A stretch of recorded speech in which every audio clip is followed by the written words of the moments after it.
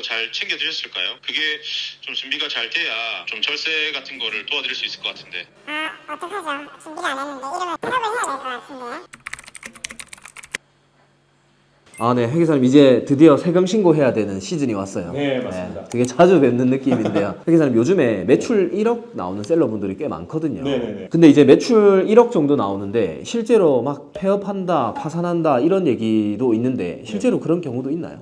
물론 있습니다. 많지는 않지만 매출이 높다고 폐업을 안 하지는 않습니다. 근데 매출이 1억이면 네. 그래도 만약에 마진을 구매대행 같은 경우는 10% 나온다 쳐도 한 달에 1,000 정도가 남는 그렇죠, 거잖아요. 그렇죠. 근데 그런 사람들이 세금 신고할 때쯤 뭐 잘못돼가지고 이제 크게 타격 있거나 폐업하거나 이제 왜 그런 거예요? 그 종합소득세는 이번에 5월에 신고를 하잖아요. 이게 작년도 소득에 대해서 신고를 하는 거거든요. 그러면 이미 작년도 벌어들인 소득이 높으신 분들은 이제 세금에 대한 준비가 있었으면 당연히 이제 미리 이제 어느 정도 돈을 마련해 놓는다든지 준비를 하셨을 텐데 그렇지 않고 별 생각 없이 그냥 매달 번 거 다 쓰고 뭐 이렇게 하시던 분들은 작년에 이제 잘 벌어가지고 세율이 되게 높으니까 한 번에 수천만 원 세금이 나올 수 있단 말이에요. 돈이 지금 없는데 해서 이제 결국에는 이제 자금이 계속 말리다 보면 이제 폐업까지 가는 그런 경우가 생기는 거죠. 그래서 순이익이 1억 정도 나오면 지방세 포함해가지고 대략 한 2,200만 원 정도 세금이 나오게 됩니다. 아, 회계사님 이게 저희 셀러분들 사이에 네. 얘기가 도는 게 네. 구매대행업자들 세금 신고, 세금 소명하라 그렇게 연락 들어온 거 거의 못 봤다 뭐 그런 얘기가 돌거든요.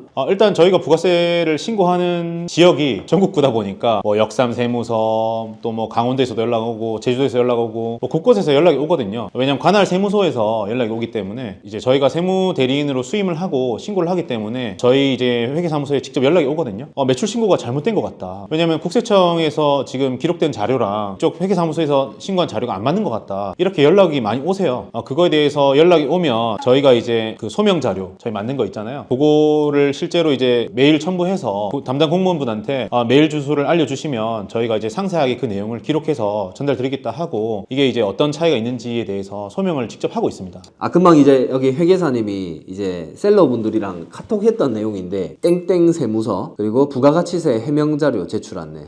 이거 보면 심장이 덜컥할 것 같은데. 일단 매출이 어느 정도 나오잖아요. 이거 뭐 받으실 가능성이 굉장히 높아진다 보시면 되겠습니다. 그러면 납세자 해명 자료 해서 자료를 제출해야 되네요. 그렇죠. 해명하라 이거죠. 그러면 셀러분들이 이 소명 자료를 대비하기 위해서 그 엑셀 하나만 있으면 되나요? 아니면 어떤 걸 준비해야 되는지 좀 궁금해요. 종합소득세 신고 때는 크게 상관없는 내용이긴 한데 저희가 이제 부가세 신고할 때 소명 자료라는 걸 늘 만들거든요. 구매대행 순매출을 신고할 거기 때문에 구매대행 순매출이 어떻게 나왔는지 총 판매 금액에서 해외 매입 자료 그리고 배대지 사용료 그리고 뭐 경동택배비라든지 이런 각각 단계에서 발생하는 비용에 대한 증빙을 구비를 해주시면 될 것 같습니다. 실제 이런 세금적인 문제 때문에 사업을 접으신 분이 계시거든요. 준비가 없이 계속 사업을 해오시다가 갑자기 세금을 5월에 많이 내라고 하시니까 매달 쓰는 돈은 정해져 있고 세금 갑자기 몇천만 원 내라고 하니까 낼 돈이 없는 거예요. 이거 어떻게 해야 되냐 이렇게 상담을 받으시면서 도움을 드린 적이 있는데 실제로 그분 같은 경우에는 그렇게 해서 이제 세금을 한 번에 못 내니까 이제 세금이 너무 많을 경우에는 이제 분납 신청이라는 걸 할 수 있거든요. 그래서 세금을 나눠서 내겠다라고 신청을 하셨고 근데 그럼에도 불구하고 그 이후에 계속 매달 번 돈을 나눠서 세금 납부만 다 하다가 5개월 6개월 동안 하다 보니까 너무 힘드셔서 이제 스트레스를 너무 많이 받으셔가지고 사업을 접으신 그런 경우가 있습니다. 세금을 뒤늦게 많이 나와서 스트레스 받아서 접었다고 했는데 무슨 일이 있었던 건가요? 그분이 이제 동대문이나 또는 해외에서 이제 의류 매입을 하셨거든요. 근데 이제 그런 걸 매입하실 때 전부 이제 자료 같은 거를 제대로 이제 받지 않고 그리고 이제 그 세금에 대한 생각 자체가 별로 없으셨던 거죠. 비용이나 경비에 대한 이제 인식이 없다 보니까 실제로 쓴 경비는 인정을 못 받으니까 세금 많이 나오셨던 거죠. 구매대행업자분들은 뭐 세금 관련해서 엑셀 이렇게 막 만들고 하고 계시긴 하거든요. 매출 뭐 1,000만 원, 2,000만 원 이런 셀러분들이 이런 종합소득세 이런 걸 대비하기 위해서 손익계산서에서 뭐 어떤 항목을 미리 챙기면 좋을지 뭐 얼마 돈은 몇 프로 빼놔라 뭐 이런 팁 같은 게 있을까요? 구매대행 업자분들은 특히 세금 신고를 하실 때 제일 주의해야 될 부분 중에 하나는 뭐냐면 저희가 사실은 구매대행에 대한 매출만 저희 매출이잖아요. 그런데 실제로 세금 신고를 저희가 도와드리다 보면 구매대행을 한 그 금액이 아니고 전체 총 매출, 총 판매 금액을 매출로 신고하신 분들이 종종 계세요. 셀프 신고를 하다 보면 예를 들어서 뭐 10,000원짜리 이제 결제가 들어왔고 저희가 거기에 마진이 1,000원이라고 한다면 저희는 1,000원만 매출 신고를 해야 되는데 10,000원을 매출 신고를 해버리시는 거죠. 그런 것을 가장 좀 조심하셔야 될 것 같습니다. 네. 내가 이제 한 달 팔아서 이게 순이익 자체가 모두 다 내 호주머니에 들어가면 안 되잖아요. 그러면 이거를 내년에 세금 낼 걸 대비해서 몇 프로는 항상 저축해두라 그런 것들이 있을까요? 셀러분들이나 해외 구매 대행 하시는 분들은 이렇게 엑셀 같은 거 표로 정리해 두고 계시잖아요. 네. 그래서 매달 이제 정리해 두시는 표에서 남은 이익의 한 5에서 10% 정도는 일단 별도로 좀 비축을 해 두시는 게 좋을 것 같습니다. 그게 어디에 나가는 세금을 대비하는 건가요? 매달 한 500만 원 정도 버시는 분들 같은 경우에는 사실 종합소득세를 신고를 하시면 실제로 막 세금이 막 엄청나게 나오는 건 아니에요. 그거 이상으로 계속 급격하게 올라가시면 이제 계단식으로 누진세거든요. 그래서 이제 세금이 점점 급격하게 세 부담이 생기기 때문에 종합소득세도 그렇고 부가세도 그렇고 한 5에서 10% 정도를 비축해 두시면 좋을 것 같습니다. 그러니까 저희 순이익의 10% 정도를 부가세를 실제로 부담을 하는데 실질적으로 부담을 하게 되는 세율은 그거보다 낮아요. 왜냐하면은 매입이 있다든지 그러면 이제 매입세 공제가 되고요. 간이 과세자 같은 분들 같은 경우에는 실제로 그거보다 세율이 훨씬 낮거든요. 전체 순이익의 한 5에서 10% 정도 비축을 늘 해두시면 부가세나 종합소득세 내시는데 문제가 없고 다만 이제 매달 이제 500만 원 이상 순이익이 나시는 분들 같은 경우에는 세금이 이제 크게 증가할 수 있거든요. 그래서 그런 분들 같은 경우에는 미리 이제 세무 전문가분들 찾아가셔서 대비를 하시고 5에서 10%보다 더 세금이 많이 나올 수 있으니까 그거에 대해서 대비를 하시면 좋을 것 같습니다. 만약에 한 달에 순이익 500만 원 남는다고 칠게요. 어쨌든 이 사람이 내야 되는 건 부가세랑 종합소득세 두 가지가 있는데 500만 원에서 10%만 저금을 해두면 부가세, 종소세 다 해결이 되는 건지 총 20%를 저금해야 되는지. 매달 500만 원 순이익이 남으시면 10% 정도만 적립을 하시면 될 것 같습니다. 특히 이제 매달 한 500 정도 순이익이 나시는 분들 같은 경우에는 부가가치세 쪽에서 보면 간이과세자 이시거든요. 구매 대행업 같은 경우에는 부가가치세율이 1.5%밖에 안 돼요. 실제로 1.5%에다가 종합소득세까지 고려한다고 해도 한 5에서 10% 정도만 늘 적립하고 있으면 크게 문제가 없고 더군다나 이제 개인별로 소득공제라든지 아니면 세액공제라든지 감면이 다 있을 수 있기 때문에 그런 곳까지 있다고 한다면 크게 문제되지는 않을 것 같습니다. 그러면 제 아는 지인 셀러의 이야기인데요. 네네. 올해 상품을 사입하고 뭐 이런 식으로 쭉 했어요. 근데 이 사입할 때 자료도 하나도 없이 사입을 한 거예요. 네. 근데 왜냐하면 자기는 간이가세자니까 네. 매입 자료 없어도 간이가세자니까 나중에 세금 낼 거 간이가세대로 하지 않을까 이 생각으로 지금까지 끌고 온 거예요. 네. 근데 이런 상태에서 종합소득세 이제 내야 되는 이제 연도를 맞이했다. 그러니까 이런 분들은 자료가 없는 상태인데 괜찮은가요? 이런 분들은 만약에 매출이 크다. 그럼 종합소득세 폭탄 맞습니다. 사업을 이번에 처음 해보시는 분들이 이런 실수를 종종 하세요. 말씀하신 것처럼 간이과세자이기 때문에 뭐 부가가치세 부담은 낮을 수도 있어요. 매입 경비, 매입 자료를 안 받아두시면 내가 매출이 전체가 저희가 번 게 아니잖아요. 근데 이제 그게 경비가 없으니까 거기에 이제 세율을 때려 맞기 때문에 되게 억울하게 느낄 수도 있습니다. 세금이 너무 많이 나와서. 간이과세자이냐 일반 과세자이냐 이것은 종합소득세랑은 아무런 관계 없어요. 심지어는 이제 면세사업자도 부가가치세는 면세지만 종합소득세는 내야 되거든요.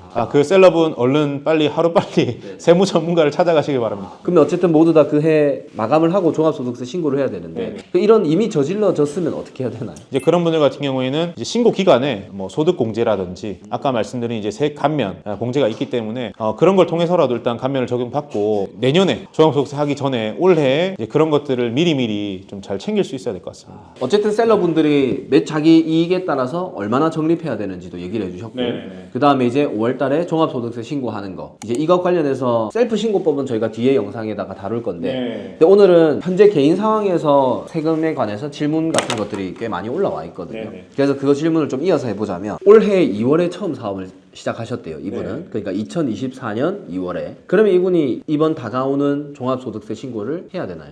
올해 5월에 하는 종합소득세 신고는 작년도 소득에 대한 거거든요. 그래서 이제 만약에 올해 개업을 하셨다고 한다면 올해 종합소득세가 아니라 내년도 종합소득세 신고 때 신고를 하시면 되고 올해는 뭐 특별히 할 게 없습니다. 지금부터 내년 종합소득세를 준비하기 위한 자료 같은 거 받아두고 이런 건 좀 중요하지 않아요? 그거 엄청 중요하죠. 그러면 그런 거 어떤 거 잘 챙겨야 된다 이런 거 있을까요? 예를 들면 경동택배라든지 직원 인건비라든지. 네네네. 특히 이제 해외 구매 대행업 하시는 분들 같은 경우에는 여러 가지 중에서 챙겨야 될 게 많이 있는데요. 일단은 기본적으로 누락되는 경비가 없도록 잘 체크해야 되겠고, 대표적으로 누락을 사장님들, 대표님들께서 많이 해주시는 게 뭐냐면 인건비 신고예요. 인건비 같은 경우에는 이제 그냥 돈을 이제 저희가 뭐 알바라든지 뭐 그런 걸 쓰고 이제 알바분한테 돈을 줬다고 해서 그냥 바로 경비로 인정되는 게 아니거든요. 그래서 매달 원천세라고 해서 이제 신고를 하셔야 정확하게 경비로 반영이 되기 때문에 그런 것들을 좀 대수롭지 않게 생각하시고 안 하시는 분들도 많기 때문에 이런 거 잘 챙겨주시면 좋을 것 같고, 또 하나는 돈을 현금으로 준다든지 계좌이체를 하고 현금 영수증이나 생계안서를 그냥 안 끊으시는 사장님들 생각보다 많으세요. 왜냐면은 10% 그냥 뭐 할인해준다 뭐 이런 것 때문에 10% 그게 중요한 게 아니고, 그 생계안서나 현금 영수증을 끊지 않으면 쉽게 얘기해서 적격 증빙을 받지 않으면 그게 이제 비용으로 인정을 받을 수 없기 때문에 그런 부분에 대해서 작은 금액이라 하더라도 무조건 받는 습관을 들이는 게 좋을 것 같습니다. 예를 들면 구매 대행업자들이 현금 영수증을 받아야 되는 게 어떤 게 있죠? 가장 대표적으로 스파르타 코스 교육비 같은 경우는 이제 현금 이체하고 계시면 현금 영수증 받으시면 될 것 같고, 저희는 100% 다 해드리고 있습니다. 해드리고 있죠? 그럼요. 그리고 뭐 현금 영수증 항목은 아니지만 경동택배 같은 거 잘 쓰시면 영수증이랑 이체 내역을 잘 챙겨두시면 부가세 신고를 할 때, 그리고 나중에 종합소득세 신고 시 과세 표준을 낮추는 효과가 있으니까 그것도 잘 챙겨주시면 좋을 것 같습니다. 사업 관련해서 컴퓨터를 산다, 마우스를 산다, 그런 것들도 세금을 줄일 수 있는 것도 되나요? 네. 처음에 사업을 하시는 사장님들께서 되게 많이 물어보시는 것 중에 하나예요. 일단 기본적으로 적격 증빙을 받는 거는 당연한 거고, 그 다음 가장 중요한 조건 중에 하나가 뭐냐면 업무와 관련성이 있어야 되거든요.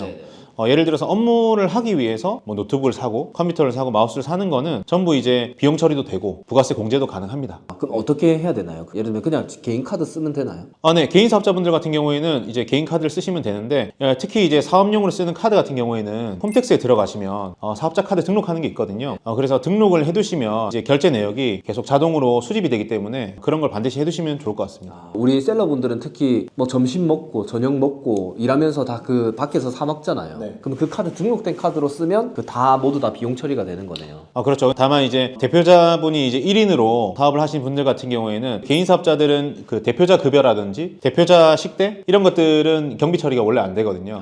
뭐 예를 들어서 직원이 있다든지 이렇게 하면 직원한테 쓴 그런 금액들은 충분히 비용 처리가 가능한 거죠. 특히 또 스터디 카페에서 일하시는 분들이 많아요. 이것도 그러면 실제로 사무실 대용으로 쓰는 건데 이것도 그게 되나요? 비용 처리가? 업무와 관련성이 있다고 보이면 비용 처리 가능할 것 같습니다. 가급적이면 사업자분들은 사업용 카드로 그냥 모든 걸 결제해 두시면 그거에 대해서 나중에 이제 뭐 불공제될 거나 공제될 걸 구분을 해서 처리하면 될 것 같습니다. 중요한 습관이네요, 이게. 그렇죠. 네네. 그리고 이제 어떤 분은 구매 대행을 하긴 하는데 자기가 다른 데서 알바도 하고 있대요. 3.3%를 떼고. 그러면 이제 구매 대행 소득이 있고 알바해서 소득 있고 이렇잖아요. 그럼 이거는 어떻게 신고를 해야 되나요? 종합소득세 신고할 때 이런 분들이 생각보다 많으세요. 뭐 알바뿐만 아니라 뭐 직장을 다니시면서 구매 대행을 부업으로 하시거나 또는 투잡으로 하시는 분들도 계시고, 심지어 뭐 실제로 신고를 해보면 생각보다 고소득자분들인데도 구매 대행을 사업자를 내서 하시는 분들도 많아요. 어떤 분들이 그럼 종합소득세 신고를 해야 되냐? 그러니까 구매 대행업 소득이 있으신 분들이랑 예를 들어서 프리랜서 소득이 있으신 분들은 이번에 5월에 종합소득 신고할 때 그 소득을 종합소득세라는 거는 말 그대로 여러 가지 그 개인의 소득을 합산해서 신고하는 거거든요. 그래서 그거를 합산해 신고하시면 되고, 근로소득이 있으신 분들이면서 사업소득이 있으신 분들도 이번에 종합소득세 신고를 반드시 하셔야 됩니다.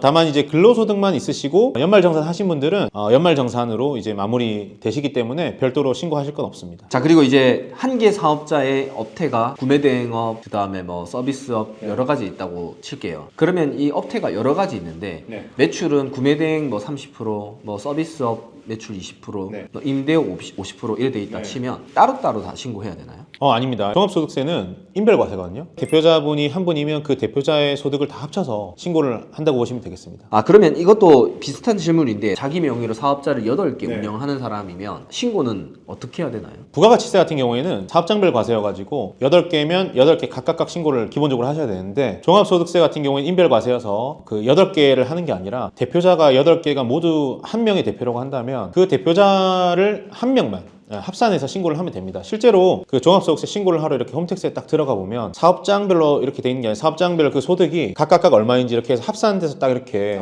나와 있어요. 사업자 8개 운영하시는데 카드를 처음에 모르고 한 2개 정도로 8개 사업자를 다 결제를 했어요. 네. 그러니까 구매대행 매입을 했어요. 네. 이래도 괜찮나요? 종합소득세 관점에서 보면 뭐 크게 상관없어요. 왜냐면은 종합소득세는 말씀드린 것처럼 전체 소득을 뭐 다 합쳐가지고 신고하는 거기 때문에 말 그대로 벌어들인 매출도 다 합칠 거고 그 다음에 경비도 다 합칠 거란 말이에요. 그래서 그 구분이 크게 의미가 없는데 다만 이제 부가세 신고할 때는 조금 문제가 될 수 있어요. 부가세는 말씀드린 것처럼 사업장별 신고하는 거잖아요. 그러니까 이제 사업장별로 그 카드 2개를 구분을 해주셔야 되는데 그거를 어디 썼는지 일일이 메모를 안 하면 힘들고 메모하는 것도 사실 일이죠. 어쨌든 세금 신고 대리를 맡기더라도 그냥 카드 내역을 드리잖아요. 이거는 분리는 누가 해야 되나요? 종합소득세 신고할 때는 분리 안 해주셔도 네네. 크게 상관없습니다. 부가세 신고 때는요? 부가세 신고 때는 분리를 이제 사장님께서 해주셔야 되거든요. 사장님도 모르면 저도 모르죠. 자, 마지막으로 우리 사업자분들이 이 세금 절세하는 방법은 꼭 챙겼으면 좋겠다 하는 팁 같은 게 있을까요? 이번에 종합소득세 신고하실 때 꼭 챙겨보셨으면 좋겠는 것 중 하나는 차원 감면입니다. 늘 제가 오프라인 강의를 간다든지 아니면 이제 매년 신고를 해드릴 때 꼭 챙겨드리는 것 중에 하나인데 차원 감면은 이제 해당만 되시면 최소 50%에서 100%의 소득세를 이제 절세할 수 있거든요. 그리고 실제로 이제 이 영상을 보시는 사업자분들이 청년이신 분들이 되게 많아요. 세법상 청년 34세 이하에 해당만 되시면 또 100%까지 감면받을 여지가 있기 때문에 꼭 한번 챙겨보셔서 그거에 대해서 적용을 받으셔서 안 낼 수 있는 세금이라고 하면 좀 절세를 하시는 방향으로 하셨으면 좋을 것 같습니다. 그러면 34세 이상이신 분들은 몇 프로라도 절감 받을 수 있나요? 34세 이상이라 하더라도 이제 다른 요건이 충족되면 50% 감면 받을 수도 있거든요. 나이가 꼭 34세 넘었다고 해서 좌절하실 필요는 없고 또 하나 말씀드리는 건 남성분들 같은 경우에는 군복무 기간을 또 가산해 주거든요. 딱 34세 걸렸다, 35세다 이런 분들도 군복무 기간이 있다고 하면 충분히 또 청년에 해당될 수도 있다는 점 그것도 참고해 주시면 되겠습니다. 오늘 어쨌든 세금 관련해서 저도 궁금한 거 그리고 여러분들이 궁금한 것들 모아서 질문을 좀 다 드렸는데 또 추가적으로 개개인마다 다 상황이 다를 거예요. 그럴 때는 댓글 남겨주시면 회계사무소에서도 답글 다 달아주실 거죠? 열심히 달도록 하겠습니다. 저번에도 항상 달아주셨거든요. 그래서 질문 남겨주시면 좋을 것 같고 카카오 채널톡도 이제 운영하고 계시니까 거기로 또 질문을 남겨주시면 될 것 같습니다. 댓글도 저희가 이제 최대한 답변을 드리는데 올해 워낙 신고가 많다 보니까 조금 이제 답변이 늦어지거나 잘 안 될 수도 있는 점 양해 부탁드리고 카카오톡 이제 정민회계사무소 검색하셔서 들어오셔서 궁금하신 거 있으면 물어보시면 답변을 또 최대한 드리도록 해보겠습니다. 셀프 신고 하실 분들은 500만 원 이하인 분들에게 추천을 하는 거죠. 월순이익도 중요하지만 일단 매출이 크게 안 나오시거나 하신 분들은 셀프 신고도 충분히 가능하시고요. 다만 이제 그런 것도 좀 귀찮고 또 셀프 신고를 할 때 사실 이제 잘못될 여지가 있거든요. 그런 거에 대한 어떤 리스크도 이제 지기 싫다 하시는 분들은 맡겨주시면 될 것 같습니다. 자, 그래서 이제 셀프 신고는 지금 이제 뒤에 영상 여러분들이 천천히 따라 하시면서 신고를 하셔도 될 것 같습니다. 네, 오늘 또 참여해 주셔서 감사합니다. 네, 고맙습니다. 아마 개인 아이디로 접속하셨을 때랑 지금 보시면 조금 다를 수는 있어요. 저희는 이제 세무대리인이기 때문에 세무대리인 화면으로 아마 보이실 거고요. 그러나 이게 상단에 있는 신고 납부 이 탭은 잘 보이실 거예요. 지금 이제 저희가 종합소득세 신고를 해야 되기 때문에 신고 납부 탭을 눌러보도록 하겠습니다. 여기 눌러보시면 종합소득세라는 걸 찾을 수 있으실 거예요. 종합소득세를 클릭하도록 하겠습니다. 종합소득세 신고에 들어와 보시면 지금 모두체험 신고와 일반 신고 이 두 가지를 크게 보일 수 있는데요. 일단 모두체험 신고의 경우에는 엄청 이제 매출이나 소득이 작으신 분들 그리고 단순하게 신고가 가능하신 분들만 신고가 가능한 거고요. 그 외에 이제 장부를 작성을 한다든지 복식부교 의무자라든지 이런 분들은 일반 신고로 신고를 하셔야 되겠습니다. 모두체험 신고의 경우에는 소득공제나 이런 것들이 좀 정확하게 반영이 안 되는 부분도 있고요. 그리고 창업감면은 여기 반영할 수가 없습니다. 그렇기 때문에 모두체험 신고로 인해서 이제 신고를 하시면 되게 간단하게 신고는 가능하지만 반드시 그 신고가 꼭 맞다라고 보기에는 조금 어려운 점이 있고 일반 신고와 결과값이 똑같을 수도 있고 또는 이제 일반 신고가 좀 더 이제 세금이 더 작게 나올 수도 있고 그렇다는 점을 알고 계시면 되겠습니다. 제일 처음 여기 들어오셔서 제일 먼저 하실 일은 일단 신고를 누르기 전에 오른쪽 편에 있는 신고도움 서비스 이 화면을 클릭해 주세요. 제가 오늘 오늘 예제로 보여드릴 사업장의 신고도움 서비스 여기 들어와서 파일을 다 미리 다운을 받아놨거든요. 그래서 이걸 눌러보시면 그 사업장에 있는 수입 금액과 그리고 업종 코드는 무엇인지 뭐 등등 모든 정보를 알 수가 있습니다. 자, 그걸 누르신 다음 모드 체험 신고의 경우에는 이제 정기 신고를 누르시고 간단하게 신고를 가능할 수 있기 때문에 이 부분은 이번 영상에서 패스를 하고요. 일반 신고를 해서 간편 장부를 어떻게 작성하는지 한번 알아보도록 하겠습니다. 일반 신고에서 정기 신고를 눌러주시고요. 들어간 다음 해당되는 이제 정보를 입력해 보도록 하겠습니다. 일단 기장 의무 대상자는 복식보기 간편 정보가 있는데 복식보기 의무자라고 신고도움 서비스에 나오신 분들 같은 경우에는 이건 직접 하기가 되게 어려우니까 가까운 세무 대리인한테 꼭 맡겨주시고요. 간편 정보 대상자를 클릭해 주시고 여기 소득 종류에는 이제 사업소득은 이걸 체크해 주시고 그 외에 이제 다른 회사를 다니고 계시면 근로소득 있으시면 이것도 같이 체크를 해주시고 해당되는 것을 체크를 해주시면 되겠습니다. 예제로 보여드리는 곳은 이제 사업소득만 있으니까 이것만 체크를 하겠습니다. 그리고 사업장 명세 추가라는 게 있는데요. 한번 작성하는 걸 보여드리도록 하겠습니다. 사업장 명세 추가를 눌러주시고요. 자, 여기 신고도움 서비스에 있는 사업자 등록번호를 입력해 주시면 됩니다. 한 개만 있으면 이렇게 하나만 입력해 주시면 되고 여러 개 있으면 여러 개를 다 입력을 해 주셔야 됩니다. 일단 한 개를 먼저 입력하도록 하겠습니다. 업종 코드는 자동으로 불러와지기도 하고 이제 안 불러와지면 입력을 하시면 되는데 해외 구매 대행업 같은 경우에는 525105고 그 다음에 전자상거래나 이런 건 525101 뭐 등등 다양한 업종 코드가 있습니다. 여기 기장 의무에는 간편장부 대상자니까 간편장부를 입력하고요. 신고 유형은 여기서 간편장부와 경비율 두 개가 있는데요. 일단 기준 경비율과 단순 경비율은 업종 코드별로 총 수입 금액에서 몇 퍼센트를 이제 그냥 인정을 해주겠다는 거예요. 그래서 예를 들어서 해외 구매 대행업 같은 경우에는 86%거든요. 예를 들어서 매출이 1000만 원이면 860만 원을 아무런 증빙 없이도 비용을 인정해 주겠다는 거니까 굉장히 유리한 편이죠. 하지만 실제로 예를 들어서 그 경비율보다 더 많이 썼으면 당연히 이제 직접 장부를 작성하는 게 더 유리하고요. 단순 경비율 대상자가 아니고 기준 경비율 대상자가 나올 수도 있는데요. 이건 굉장히 경비율이 낮아요. 그래서 장부를 작성하는 게 더 유리한 경우가 많습니다. 항상 유리한 건 아니지만 그게 더 많은 편이고 이 영상에서는 간편 장부를 어떻게 작성하는지 보여드리도록 하겠습니다. 등록을 해주시고요. 다음 화면에는 이제 저희가 간편 장부를 어떻게 쓰는지를 보여드릴 건데요. 이 사업장 같은 경우에는 총 수익 금액이 이렇게 되고요. 수익 금액은 이제 아까 말씀드린 것처럼 신고도움 서비스를 보시면 이 금액을 확인할 수 있어요. 그 다음에 실제 이 수익 금액을 벌기 위해서 썼던 경비가 있잖아요. 제가 미리 이 사업장 같은 경우에는 해당 내역을 다 받아서 확인을 해서 분석을 해왔습니다. 이걸 어떻게 확인하느냐? 이 매출을 벌기 위해서 각종 비용을 쓴 이제 신용카드 내역이나 이런 것들을 다 일일이 분석하셔가지고 여기 해당되는 항목에 다 일일이 이제 맞춰서 넣어주시면 되겠습니다. 임차료가 있으면 임차료 넣어주시고요. 접대비나 기부금이 있으면 넣어주시고, 그다음에 수수료, 소모품비, 뭐 예를 들어 비품 같은 거 산 거 있으면 소모품비 넣어주시고, 복리후생비, 뭐 예를 들어서 뭐 직원의 식대 같은 거 있으시면 여기 넣어주시면 되겠습니다. 그 외에 광고 선전비나 여기도 해당 안 되는 모든 것들은 기타에 다 넣어주시면 되겠습니다. 기타에 주로 들어가는 것들은 뭐 여기 이제 위에 없는 항목들 중에서 통신비나 이런 것들이 주로 들어간다고 보시면 되겠습니다. 등록하기를 눌러주세요.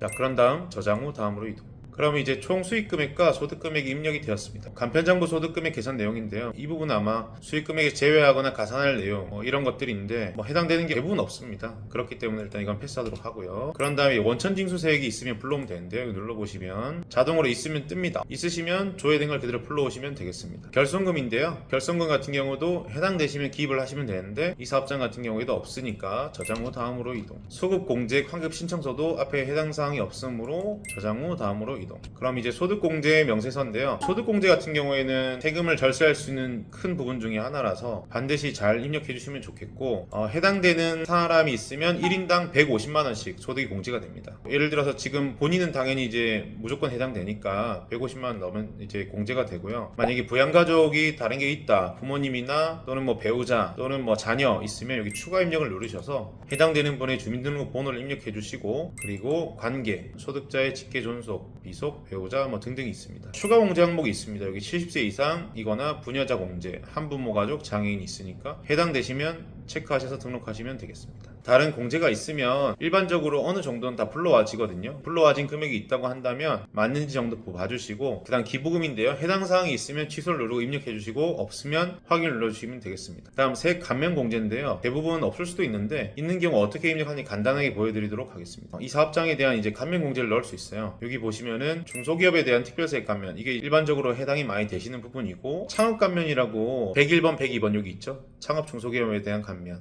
이건 어떻게 입력하느냐, 여기 하단에 보시면 100일 102번에 감면세액 계산서를 작성하는 게 있습니다. 그래서 이걸 작성해서 등록을 해주시면 되겠습니다. 다만 이거 작성은 세액에 큰 영향을 미치잖아요. 이제 최대 100%까지 세액을 감면할 수 있기 때문에 반드시 자의적으로 하지 마시고 전문가한테 꼭 한번 검토를 받으신 다음에 셀프 신고를 하시더라도 이 부분은 작성을 하시는 게 좋을 것 같습니다. 세액 공제도 있으시면 입력을 하시면 되고요. 이 사업장 같은 게 없기 때문에 넘어가도록 하겠습니다. 그리고 세액 감면 공제 준비금 명세서인데 여기도 해당 사항이 없으므로 넘어가도록 하겠습니다. 해당 사항이 있으면 뭐 자녀가 있다고 하면 자동으로 불러와지는 부분도 있고요. 그 다음 여기 되게 중요한 화면인데요. 기납부세액이 있으면 넣어주면 되는 건데 저희가 보통 전년도에 소득이 좀 많은 경우에는 중간연합세액이 있을 수 있어요. 그런 경우에는 저희가 냈었던 중간연합세액을 이제 입력을 이렇게 해주시면 됩니다. 가산세인데요. 가산세 대상이 있으면 입력을 해주시면 되고 대부분 이제 해당되시는 게 아마 이런 건 잘 없으실 것 같고 현금 영수증 미발급 가산세가 있습니다. 현금 영수증 관련해서 가맹점을 가입하지 않았거나 미가맹, 미발급 하시면 여기 이제 그 금액과 건수에 따라서 가산세가 계산되는 항목이 있고 어쨌든 이 가산세 부분도 본인이 확인을 직접 입력을 해줘야 되거든요. 셀프 신고를 하시는 분들은 좀 입력하기는 어려울 수 있어요. 근데 이제 이걸 나중에 추후에 해당되는 게 있는데 누락됐다는 게 발견되면 또 이제 그거를 다시 가산세를 내야 되니까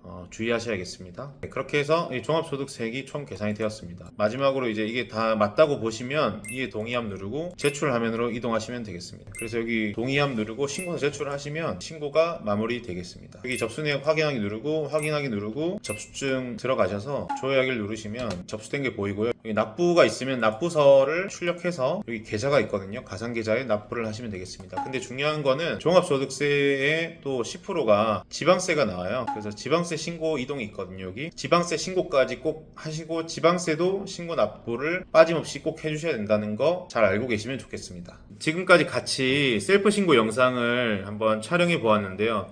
막상 이제 해보시면 이제 케이스별로 좀 다양한 경우가 많아서 어려움이 있을 수 있습니다. 되게 단순한 경우는 셀프 신고를 한번 해보시고 하다가 어려워서 안 되시는 경우에는 꼭 세무 전문가의 도움을 받으셔서 진행하시는 것을 추천드리도록 하겠습니다. 네, 그럼 영상 마무리하도록 하겠습니다. 감사합니다.